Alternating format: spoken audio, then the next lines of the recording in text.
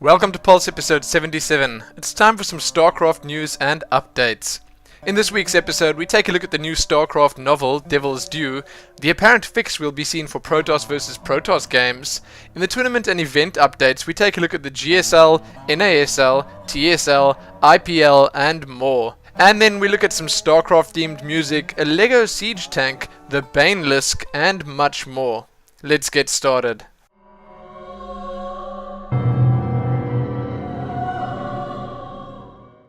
The year is 2494. Almost 5 years ago, Jim Raynor and Tychus Findlay were members of the Heavens Devils, an elite Confederate Marine unit praised for its nerves of steel and combat expertise. After making a stand against their corrupt commanding officer, the two men were forced to go AWOL or risk being unjustly prosecuted and re-socialized. Now Raynor and Findlay are outlaws hounded by an unyielding interstellar marshal. Life, however, has never been better. Each day is another chance to pilfer more credits from the Confederacy's deep coffers.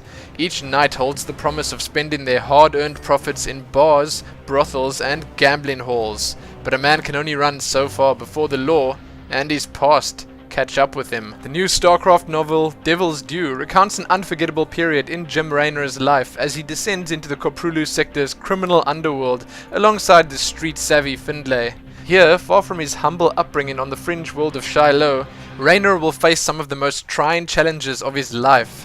The decisions he makes will alter his destiny forever and put his father's oft-spoken wisdom, "A man is what he chooses to be," to the ultimate test. If all that sounded interesting to you, you're in luck. StarCraft Devil's Due is now available at local and online book retailers. So if you're a fan of the books, I do suggest you get your copy of this one as soon as you possibly can. Read more below. Blizzard Blue poster Capesilis recently jumped into a forum post about PvP, yes, Protoss vs Protoss balance of all things. What surprised most people was that the original poster actually got a pretty straight answer from Capesilis. Let's look at what he said. Hello to you, Protoss players. I am coming with a gift of information that some of you may find interesting. We've been looking into the 4-gate issue and our designers have played a lot with different fixes and changes, even those that were not strictly numbers related. While strong, 4-gate is a lesser problem in other matchups, but we recognize that PvP is a different story. Just throwing a nerf bat at warp gates would make Protoss weak in early game. That is why we are currently looking at increasing the warp gate research time, while at the same time compensating for it with reducing build time of Protoss tier 1 to tier 1.5 units. Although build times reduced only for gateways, cooldowns will stay the same for warp gates. This is an example of a fix you may see, but our developers plan to explore further options before the patch officially hits. We will address 4-gate in the next patch. Now that is quite an unexpected fix, but who knows, it might well sort a few things out. This is something that they would probably have to test quite extensively first. I admit I didn't really have any other solutions of my own, so this one will have to do. The whole 4-gate thing is a little silly in PvP, sure, and I don't really think it does the spectators of the game any good either, so I'm quite keen to see how this works out. If you're a Protoss player and you're super excited for these changes, you can see the full thread below. We're at the tournament and event news already? Yes we are, and it's time for the GSL updates. As you all probably already know, and if you don't, you will in just a second, the GSL May Code A and Code S have both begun. That does indeed mean that there's a lot of action, upset and drama aplenty. So let's have a look at what's been happening. In day 1 of the Code A, we saw MMA take down Top Class, Hyperdub beat Line, Gunzi beat Nuts, and lastly Bomber take down Jun. Day 2 saw Creator beating Lenok, Ryung taking down Revival, Boxer dispatching Avenge, and lastly Alive taking down Finale. On day 3, Violet took down Ace, Yu-Gi-Oh! Beat August, Min beat The Best, and lastly MVP took down Lure. Quite a few great games there, especially those between Boxer and Avenge, well worth watching. In the Code Ace there was no less action and, well, a ton more drama. Let me just start with the biggest news first. MC has been knocked out. Yes, I didn't think it was possible either, perhaps he was jet lagged or something. If you didn't know, the Code S uses groups to start off, so we will look at the results on a per group basis. On day 1 and in Group A, yes, here's the shocker, we saw Supernova and Pult advance. Supernova with a 2-0 and Pult with a 2-1. Pult actually managed to beat MC twice. That means MC and The Wind are left hanging in that group. In Group B, we saw SC go through with 3-0 and Top with 2-1. The two that didn't make it in Group B were Biyun and Rainbow. On day 2, we had just as much drama. In Group C, Genius and Losira made it through, with Genius topping the group. Kirix and Hongang lost out here. In Group D, Alicia and Nada were the two that advanced. Alicia on 3-0 and Nada on 2-1. Yes, that left the 3-time finalist Marine King and the Zerg hero Zenio behind. So those are all the results I have for now, but there will no doubt be even more available by the time this video goes up.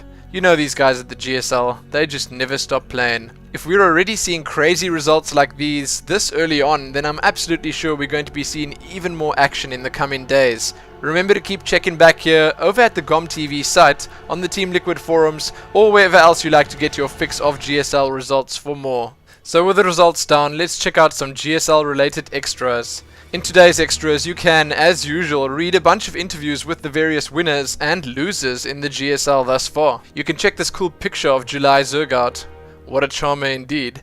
There's a really cool post up from the guys over at GOM TV titled GS Life 2011. This post covers all the woots and woes we've been subjected to in 2011 thus far. It's full of interesting facts, links, and much more. In what I guess is GSL related news, the Rakaka Logitech tournament, also known as the Road to Korea, is underway and its first group of players has already started their games.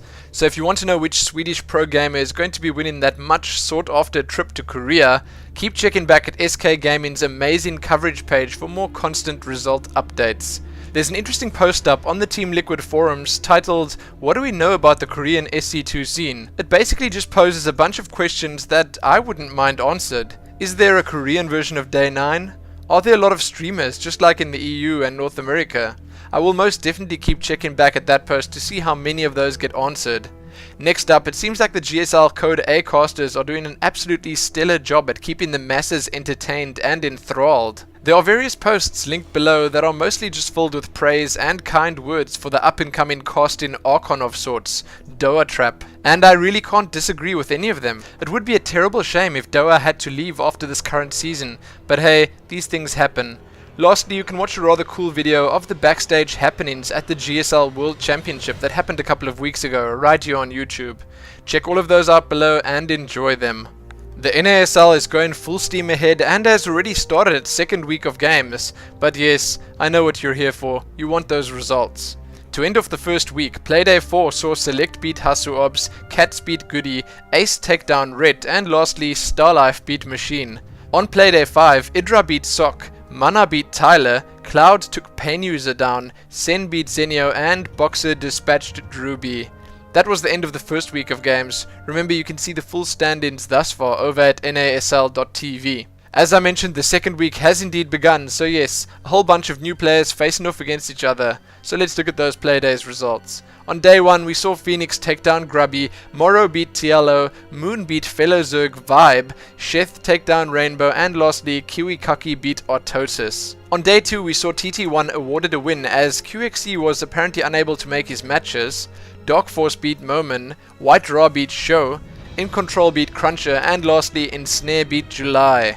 The next Playdays will be coming fast and furious, so as I mentioned, keep checking over at nasl.tv for those updates. In our NASL extras this week, it seems like the viewers of the streams and VODs have put down their pitchforks for the time being. Yes, the casting seems to be a lot better and the organization is busy catching up to the other events out there. I have no doubt the NASL will have all its problems smoothed out sooner rather than later. Next up, the guys over at Lag TV apparently caused a bit of drama during their debut on the NASL. The language used in the casted game they submitted for the halftime show was apparently a little adult.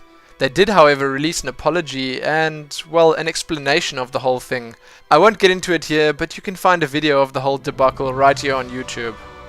There's a rather handy NASL VOD thread over at Team Liquid that's probably worth checking out for those that are not watching it live. And lastly, you can see an interesting thread over at Team Liquid titled Tips You Would Give to Help Improve the NASL that is full of great suggestions that I hope the guys over at the NASL read. So that's it, you can find all of those linked below. In the TSL updates, which there are slightly fewer of this week, we have the results of the third and fourth playdays of the round of 16. On day 3 we saw Boxer take down Sen. Yes, Boxer has been having a pretty good run recently, and Hasu Obs take down Moro. And on day 4 we had Naniwa destroy Goody and Cruncher beat Mondragon. The next playdays are happening this weekend, so don't miss them. As an extra, you can in fact check recaps and interviews with the winners below, also courtesy of Team Liquid. The IGN Pro League has started up its first test season of sorts, and yes, that just adds another amazing league full of amazing players and amazing games to watch. It's crazy. The first sets of games, 6 of them, have been played wherein Axlav beat Sheth, Kiwikaki beat Starlife, Select beat Machine, Idra took down Phoenix, Cats beat Arg, and lastly Vibe beat Minigun. Some amazing games were played, and you can watch the completely free 1080p no spoiler VODs below featuring DJ Wheat, Total Biscuit, HD and Pain User and Cat's Pajamas casting the games, and yes, they did do an amazing job at it.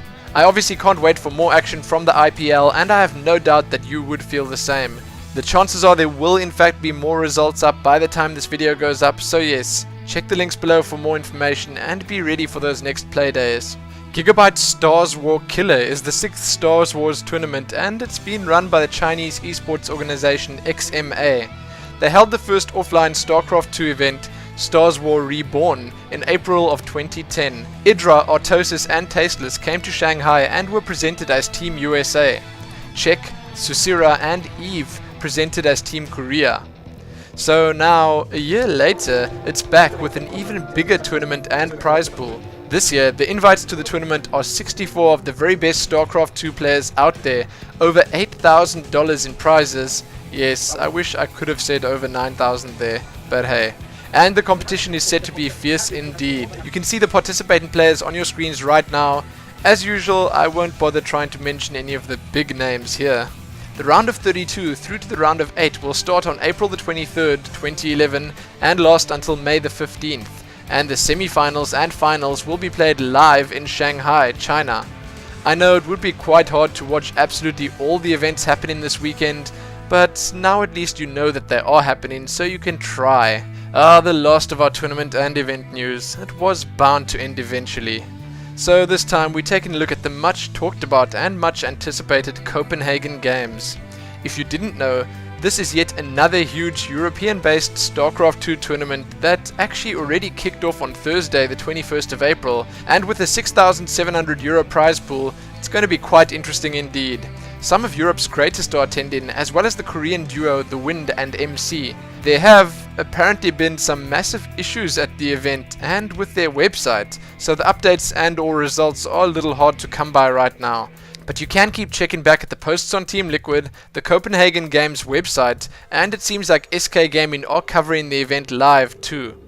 Also, Kaldor has set up a nice event diary of sorts that you can also check out for some more interesting information. I have no doubt that we will get our results soon, and they will have all those issues sorted out soon too. So keep checking back here and on those sites that I mentioned in the coming days for more. You can also see the full groups of players taking part and the scheduled times for the games below. Enjoy. So with that done, let's head on over to the tournament and event Smalls. In this week's Smalls, you can read about the FX Open Invitational Series number 3 happening this weekend, The Gathering also happening this weekend, Naniwa won the Gadget Show live, and you can read all about that over at SK Gaming. Apparently you can also now watch the unstreamed games from MLG Dallas, and lastly from SK Gaming you can check out the Champions Trophy Asia and Europe happening on Monday, April the 25th, along with the Champions Trophy March VODs. You can read some SC2CL recaps over at Meet Your Makers. The Dota guys SMM have added StarCraft 2 to their lineup. Also over at Gosu Gamers you can read a ton of information about the Razer StarCraft 2 Gosu Cup, and lastly the ESL Sennheiser Cup number 10. This is also happening on April the 23rd. The next Liquid Weekly is up. Yes, these do generally come out every week. Weekly number 35 is chock full of interesting and entertaining Team Liquid news.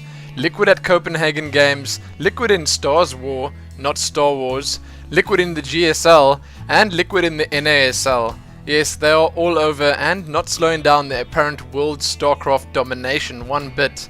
You can read all about that, plus a bunch of extras like an interview with Jinro and Huck, and an explanation of TLO's withdrawal from the EPS. Yes, he did pull out, and you can find out why below, courtesy of Team Liquid. Well worth checking out. A fully operational siege tank made entirely out of Lego? Yes sir, and you can see a video of it in action right here on YouTube. I know, a little random, but it is indeed StarCraft related and, well, pretty damn cool. Pity I can't make anything quite as crazy as this with my Lego.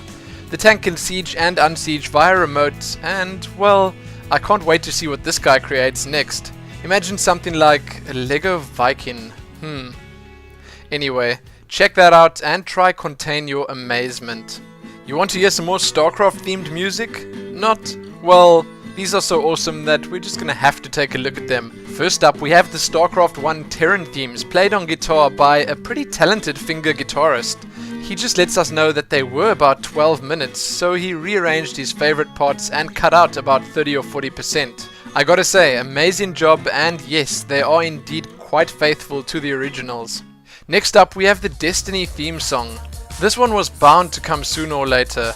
It was created by Ken Ashcorps, the same guy that did the Tasteless and Artosis theme songs we looked at a while back. And well, what can I say? It is in fact, as those were, a great listen. The singer is indeed quite good at what he does, and the lyrics are pretty damn entertaining. So what are you waiting for? Check the Stephen Destiny Bonnell II theme song out right here on YouTube right now. Or just wait till the end of the video, whatever suits you. Okay, in our art updates, there isn't really very much to look at, but hey, we will make do. First up, and probably most impressively this week, we have the Banelisk. A Baneling crossed with an Ultralisk? Yes, it has happened, and it is indeed quite glorious to behold. Check it out in full size and read a description of this mighty beast below. Oh, and fear it. Fear the day the Banelisk enters the fray. Next and last up, yes, sadly, as I said, there's not very much. We just have a chat log picture of Huck talking to Kelly Milkies. So what's special about it? Well, it just shows that Huck is indeed a good person. I won't spoil the reasons why, and I will make you look in the links below if you want to read the full thing and didn't get a good enough look at it on your screens right now. With that done, let's head on over to the community smalls. Just a quick warning though, there are a lot of them this week. First up, on the official site, the Memories of Blizzard video contests entries have closed. You can check what's happened this past week in Hashcraft. You can check Comlink Online number 18 over at the official site, and the only reason I actually mention this is because they did in fact feature our 1000 subscribers Terran Adjutant picture there, so that's really cool. Next up, Achievecraft number 4, Yippee-ki-yay! Then various different sites have been reporting that we will in fact be getting a first look at Heart of the Swarm next month. Bobby Kotick is up for re-election at Activision. There's an amazing looking map titled Photon Cycles over at SE2 Mapster that's currently in production, and the first StarCraft trailer has been released. Very interesting stuff. The Can't Unsee thread has been updated over at Team Liquid, and you can watch Brother Mac's StarCraft Service Episode 1 right here on YouTube. And then we've got a lot of interviews to look at. This week. There's a Mondragon interview, an FXO Sheth interview, a Destiny interview, a Total Biscuit interview. There are a bunch of interviews, and I really do mean a lot. From the Gadget Show Live, there's an Autosis interview over at ESFI World, OGS MC has been interviewed twice, Spanishwa interview, and a minigun interview. Then Skoo has been picked up as the second member of Six Jacks Gaming. DeMuslim is apparently fit and ready to play again, and don't forget to check out the latest state of the game. That's it for the smalls and the end of Pulse episode 77. I hope there was in fact enough StarCraft 2 goodness in here to slake your thirst for at least the rest of the week. Thanks for watching, and remember to like the video, favorite it, share it with your friends, leave a comment if you care, and subscribe. Most importantly though, happy Easter crafting.